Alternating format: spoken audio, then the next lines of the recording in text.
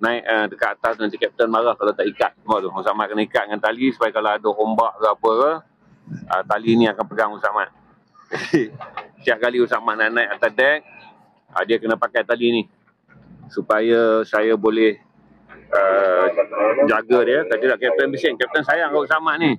Usama nak pergi mana-mana kena ikat tali. Assalamualaikum warahmatullahi wabarakatuh. Tadi saya belek-belek telefon. Ada lagi orang tanya, Ustaz, dah pergi naik kata kapal ni ada senjata dah kalau kena tahan?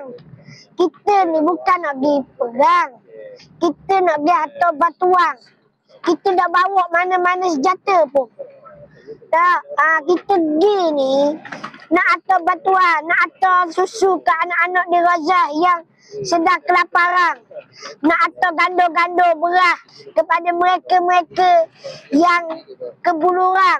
Dan kita nak pergi atas ubat-ubatan yang sakit-sakit tu. Saya tak mau dengar lagi soalan gitu. Penat dah saya nak buat video. Tengok kena ikat pula atas dek ni. Dah, terpaksa kita duduk di sini, kita tak akan bawa benda-benda tajam, benda-benda yang berbahaya. Dan kami tidak diajak untuk melawan. Kami datang untuk hantar bantuan, nak kabur kepada dunia. Kami tak bawa senjata pun. Bukan nak pergi perang. Kami datang nak pergi hantar bantuan. Dengar tu. Baik. Apa khabar? Khabar baik, baik,